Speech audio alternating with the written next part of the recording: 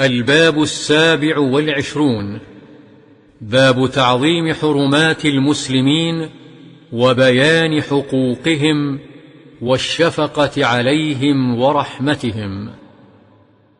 وعن أبي موسى رضي الله عنه قال: قال رسول الله صلى الله عليه وسلم: المؤمن للمؤمن كالبنيان يشد بعضه بعضا وشبك بين أصابعه، متفق عليه.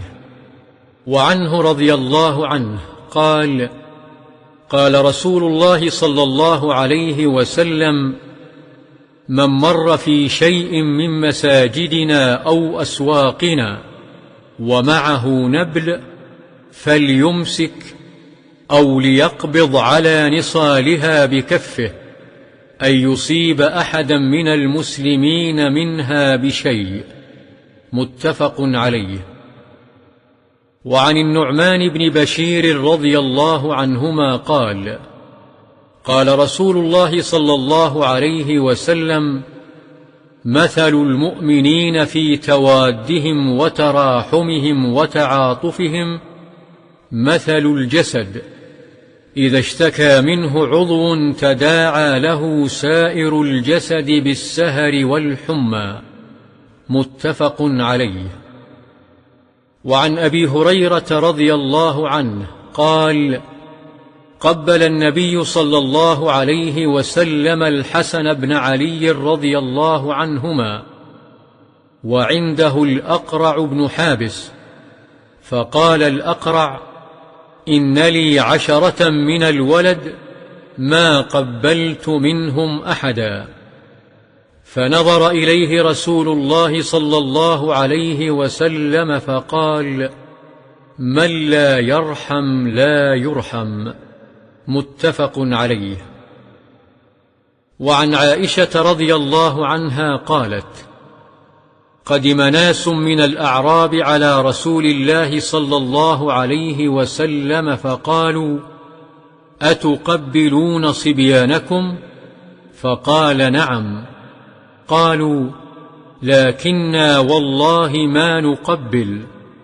فقال النبي صلى الله عليه وسلم: أو أملك إن كان الله نزع من قلوبكم الرحمة؟ وعن جرير بن عبد الله رضي الله عنه قال: قال رسول الله صلى الله عليه وسلم: من لا يرحم الناس لا يرحمه الله، متفق عليه. وعن أبي هريرة رضي الله عنه أن رسول الله صلى الله عليه وسلم قال: إذا صلى أحدكم للناس فليخفف، فإن فيهم الضعيف والسقيم والكبير، وإذا صلى أحدكم لنفسه فليطول ما شاء، متفق عليه. وعن عائشة رضي الله عنها قالت: إن كان رسول الله صلى الله عليه وسلم ليدع العمل وهو يحب أن يعمل به خشية أن يعمل به الناس فيفرض عليهم، متفق عليه. وعنها رضي الله عنها قالت: نهاهم النبي صلى الله عليه وسلم عن الوصال رحمة لهم، فقالوا: إنك تواصل. قال: إني لست كهيئتكم، إني أبيت يطعمني ربي ويسقيني، متفق عليه. معناه: يجعل في قوة من أكل وشرب. وعن أبي قتادة الحارث بن ربعي رضي الله عنه قال: قال رسول الله صلى الله عليه وسلم: إني لأقوم إلى الصلاة وأريد أن أطول فيها، فأسمع بكاء الصبي فأتجوز في صلاتي كراهية أن أشق على أمه، رواه البخاري. وعن جندب بن عبد الله رضي الله عنه قال: قال رسول الله صلى الله عليه وسلم: من صلى صلاة الصبح فهو في ذمة الله، فلا يطلبنكم الله من ذمته بشيء، فإنه من يطلبه من ذمته بشيء يدركه ثم يكبه على وجهه في نار جهنم. رواه مسلم. وعن ابن عمر رضي الله عنهما أن رسول الله صلى الله عليه وسلم قال: المسلم أخو المسلم، لا يظلمه ولا يسلمه. من كان في حاجة أخيه كان الله في حاجته، ومن فرج عن مسلم كربة فرج الله عنه بها كربة من كرب يوم القيامة، ومن ستر مسلما ستره الله يوم القيامة. متفق عليه. وعن أبي هريرة رضي الله عنه قال: قال رسول الله صلى الله عليه وسلم: المسلم أخو المسلم، لا يخونه ولا يكذبه ولا يخذله. كل المسلم على المسلم حرام، عرضه وماله ودمه. التقوى هاهنا. بحسب امرئ من الشر أن يحقر أخاه المسلم. رواه الترمذي وقال: حديث حسن. وعنه رضي الله عنه قال: قال رسول الله صلى الله عليه وسلم: لا تحاسدوا ولا تناجشوا ولا تباغضوا ولا تدابروا، ولا يبع بعضكم على بيع بعض، وكونوا عباد الله إخوانا. المسلم أخو المسلم، لا يظلمه ولا يخذله ولا يحقره. التقوى هاهنا. ويشير إلى صدره 3 مرات. بحسب امرئ من الشر أن يحقر أخاه المسلم. كل المسلم على المسلم حرام، دمه وماله وعرضه. دمه وماله وعرضه. رواه مسلم.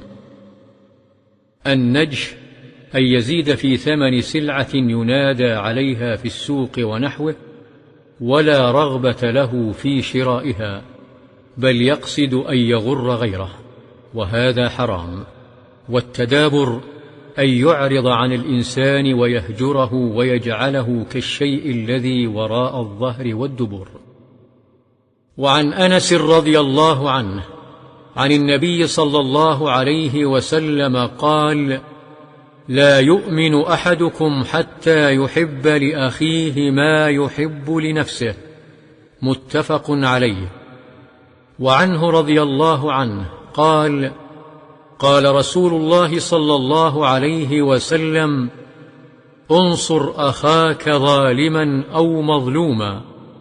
فقال رجل: يا رسول الله، أنصره إذا كان مظلوما، أرأيت إن كان ظالما كيف أنصره؟ قال: تحجزه أو تمنعه من الظلم، فإن ذلك نصره. رواه البخاري. وعن أبي هريرة رضي الله عنه أن رسول الله صلى الله عليه وسلم قال: حق المسلم على المسلم 5: رد السلام، وعيادة المريض، واتباع الجنائز، وإجابة الدعوة، وتشميت العاطس. متفق عليه. وفي رواية لمسلم: حق المسلم 6: إذا لقيته فسلم عليه، وإذا دعاك فأجبه، وإذا استنصحك فانصح له، وإذا عطس فحمد الله فشمته، وإذا مرض فعده، وإذا مات فاتبعه.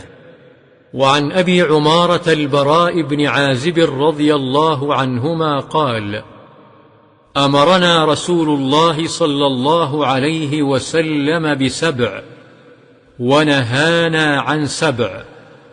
أمرنا بعيادة المريض، واتباع الجنازة، وتشميت العاطس، وإبرار المقسم، ونصر المظلوم، وإجابة الداعي، وإفشاء السلام.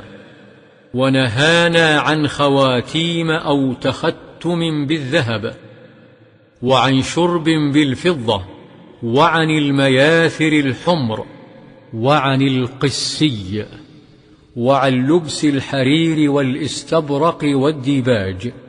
متفق عليه. وفي رواية: وإنشاد الضالة في ال7 الأول. المياثر بياء مثنات قبل الألف وثاء مثلثة بعدها، وهي جمع ميثرة، وهي شيء يتخذ من حرير ويحشى قطنا أو غيره، ويجعل في السرج وكور البعير يجلس عليه الراكب. والقسي بفتح القاف وكسر السين المهملة المشددة، وهي ثياب تنسج من حرير وكتان مختلطين. وإنشاد الضالة تعريفها.